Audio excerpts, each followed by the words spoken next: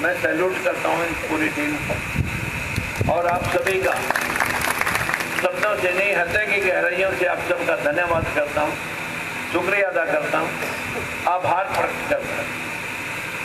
मित्रों, मुझे डर था भी वो जो भाषण सभी नेताओं ने दिया आज तक, वो भाषण आपने 70 साल में भाषण सुने हैं, राशन मिले ना मिले, भाषण की देश में कमी नहीं।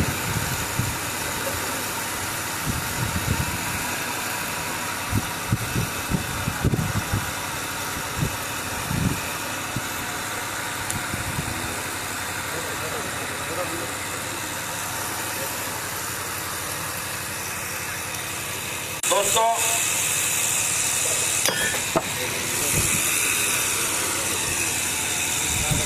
हरा ना हो भाव से बहती जिसमें रफ्तार नहीं, हर्जा नहीं वो पत्थर है जिसमें इंसान को भावों से या सिद्धांतों से प्यार नहीं, या यूं कहूं कि अपने देश से प्यार नहीं। मुझे कोई भी बात आपसे करने से पहले कुछ सवाल और जवाब मैं आपसे पूछना चाहता हूं। भले आप कुछ भी सोच के बैठे हों और आपके प्रोग्राम को डिस्टर्ब करने वाले भी कुछ सोचते हो, मेरी भरसक आशा थी कि वो लोग भी आकर के आपके बीच में बात सुने और सुन करके मेरे को जवाब दें कि आखिर मैंने कौन सी बात कही जिससे किसी को पीड़ा है। कम से कम बिना सुने किसी व्यक्ति के खिलाफ विरोध करना एक जघन्य अपराध है, एक मूर्खता से बहुत परे, कोई इससे भी ज्यादा घिनौना काम है। चाहे किसी को बुलाए, किसी की बात सुने, किसी के धर्म में जाए, ये सबको अधिकार है। मेरी हाथ जोड़ के उन भाइयों से भी विनती है, अगर वो कहीं हो तो वो आकर के बात सुने और फिर मेरे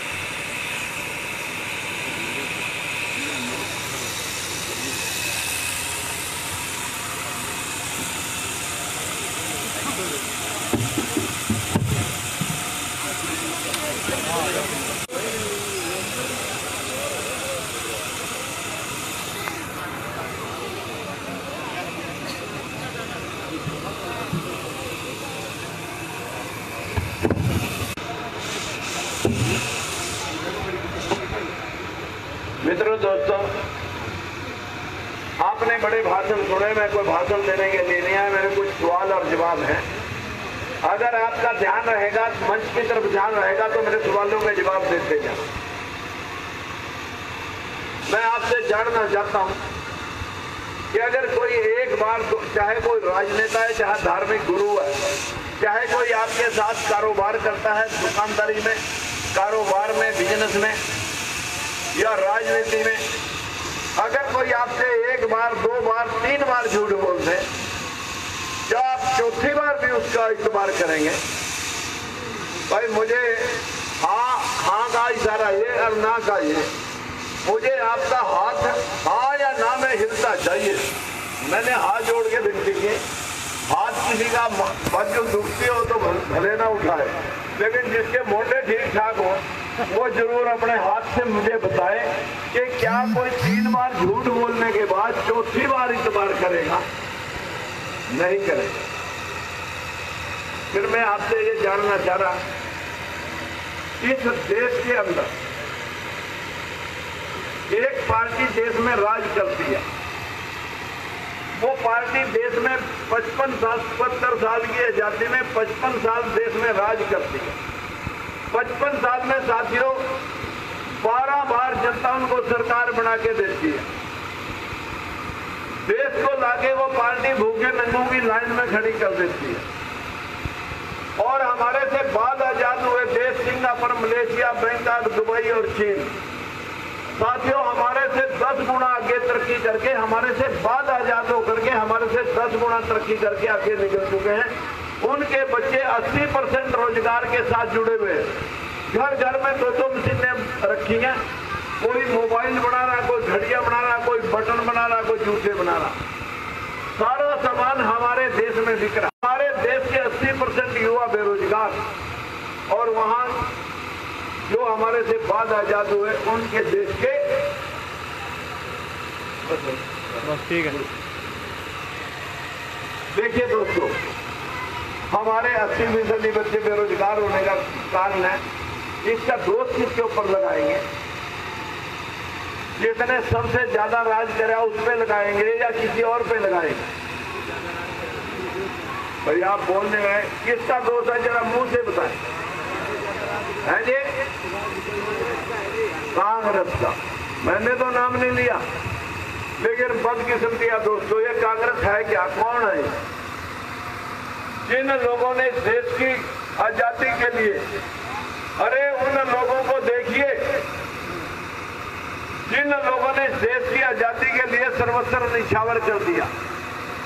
अगर वो महारानी लक्ष्मीबाई सबसे ज्यादा रोल अदा किया, ब्राह्मण ने, बनिए ने और वाल्मीकियों ने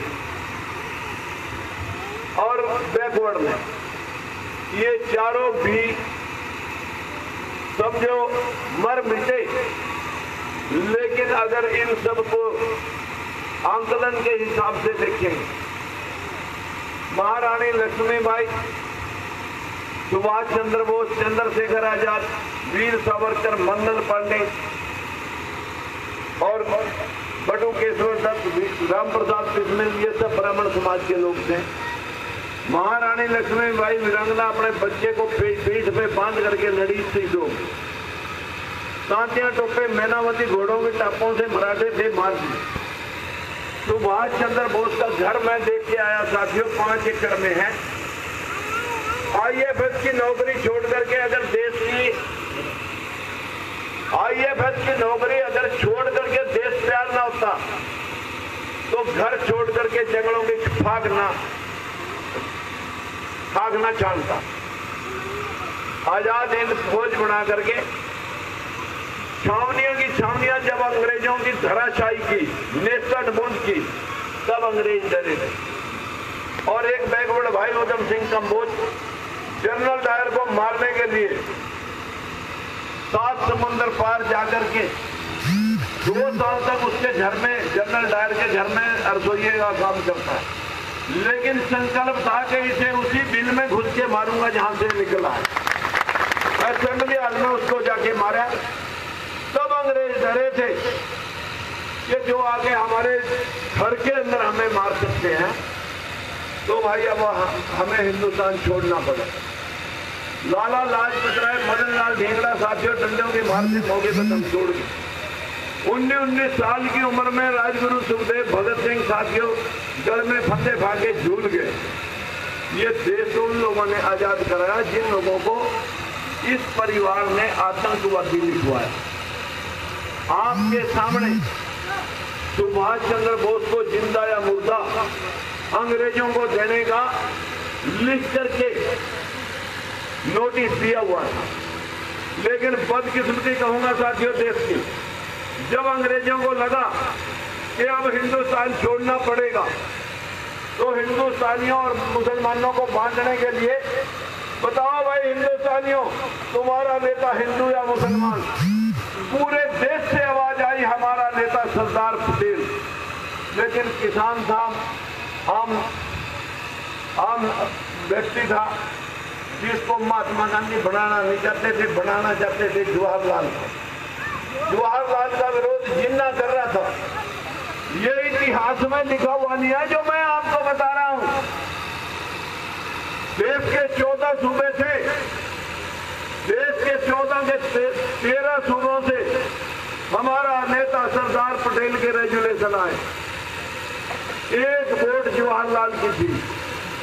साथियों इस प्रजातंत्र का खात्मा तो वहीं हो गया था जब पल्ला करके जवाहरलाल खड़ा था, मैं बनूंगा। 13 वोट वाले सरदार पटेल को महात्मा गांधी जी ने कह दिया कि पटेल जी अपना नाम वापस ले लो। एक त्याग की मूर्ति जैसा जनाब का देश कह करके नाम वापस लिया।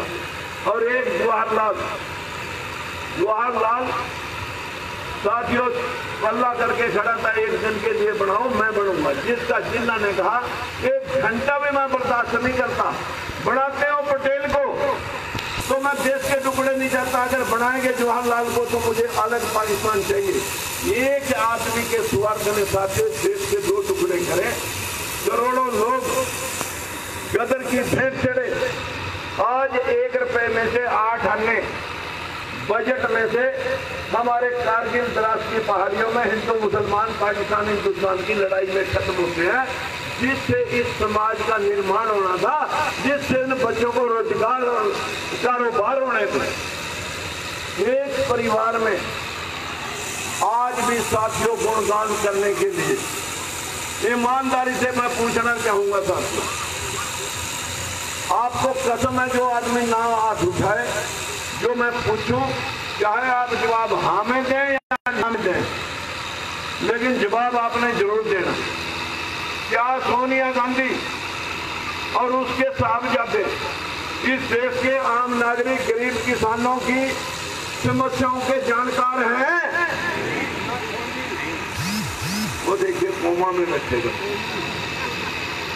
मैंने ये पूछा कि क्या सोनिया गांधी इस देश की समस्याओं को जानती है? भाई आप क्या सुन रहे? मैंने कल टेलीविजन में आपके सबके इस सवाल का जवाब हाँ या ना मैंने कहा था। आप अपनी जमीन पे हाथ रख करके हाँ कहें या ना कहें। मैं पूछा क्या सोनिया गांधी देश की समस्याओं की जानकार है? नहीं है। ऐसा भी कोई बैठा है जो सोचता हो कि हाँ जानती है। साथियों ये सवाल मैंने कांग्रेस के 20 एमपीओ के बाद रखा था कि भाई अपनी आत्मा जान के बताइयो, अपनी आत्मा जान के बताइयो कि क्या सोनिया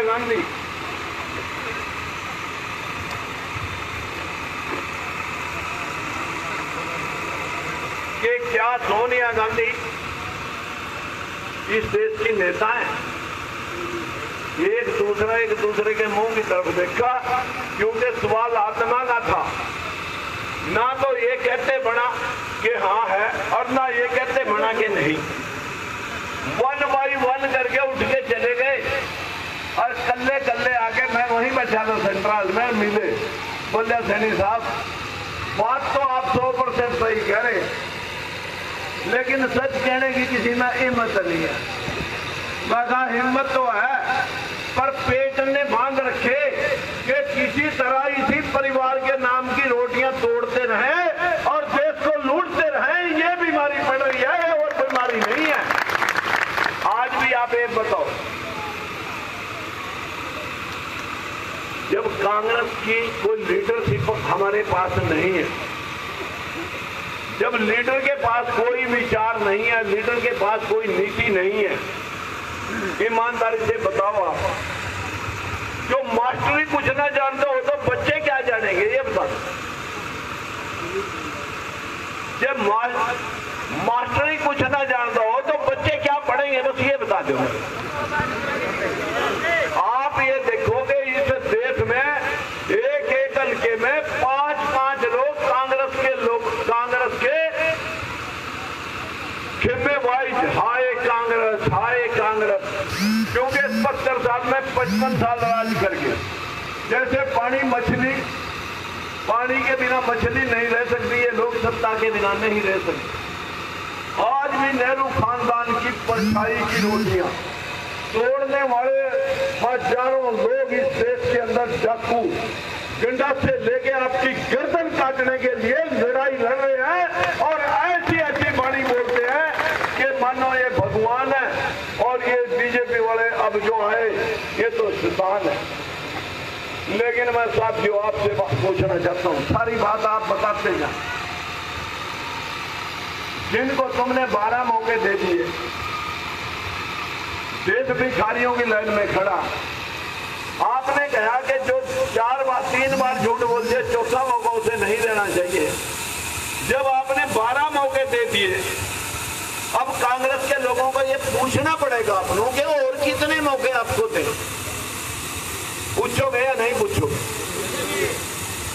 कि जिससे आप अब तक तो हमें भिखारियों की लाइन में ले आए कि आप हमारे को कब्र में कब ले जाएंगे, ये पूछना पड़ेगा इन लोगों को जिन लोगों ने देश को लूट खाया।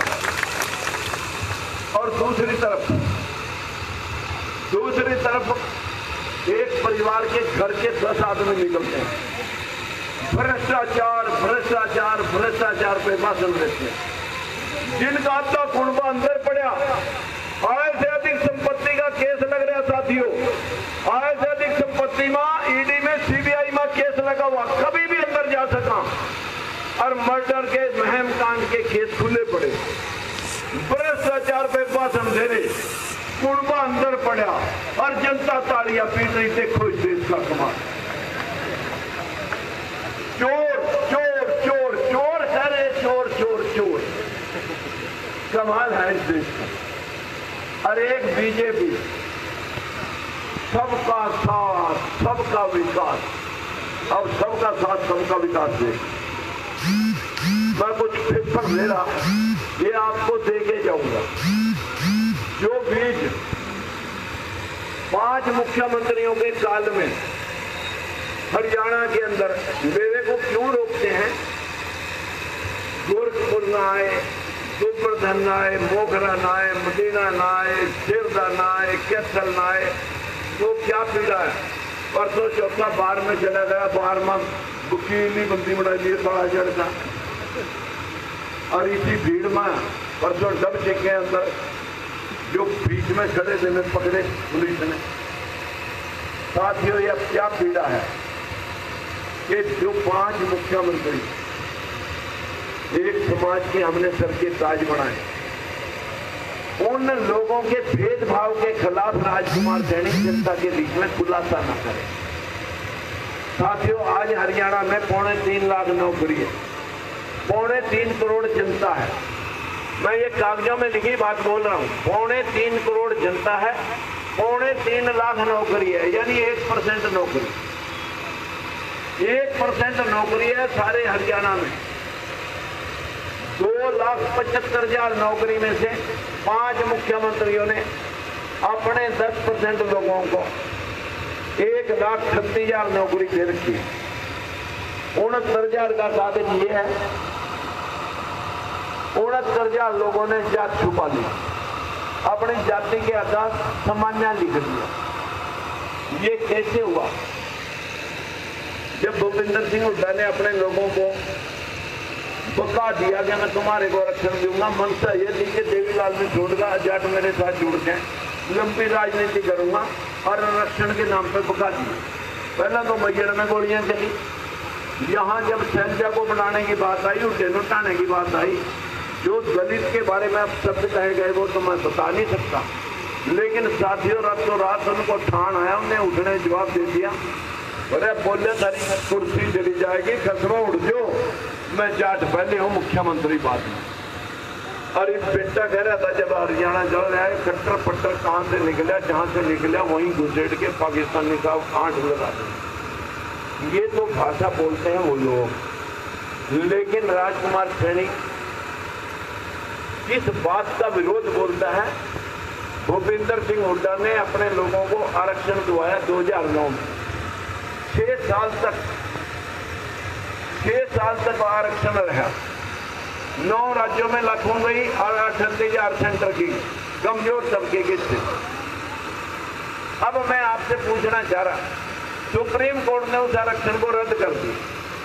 आरक्षण रद्द होने के बाद का सीन हरियाणा में मुझे नहीं लगता कि किसी आदमी ने चढ़ता हुआ हरियाणा ना देखा, पर फिर भी पूछ लेता हूँ भाई, हरियाणा अखबारों में टीवी पे जड़ता हुआ किसी ने देखे, जरा हाथ उठा के बताएंगे।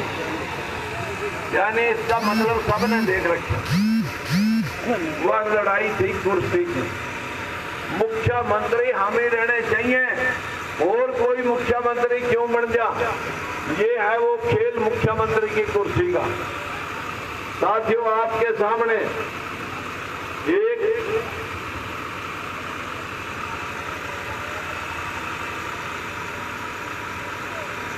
$2,75,000 में नौकरी में से 10% लोगों के पास 1,38,000 नौकरी, और 90% लोगों के पास 1,37,000 नौकरी, यानी 10% लोगों के पास 52% और 90% लोगों के पास 48%, और उसमें 52% पिछड़ा वर्ग है, उसके पास नौकरी साथियों सिर्फ 12%, और शेड्यूल कास्ट के भाइयों के पास नौकरी 22 की जगह 14%।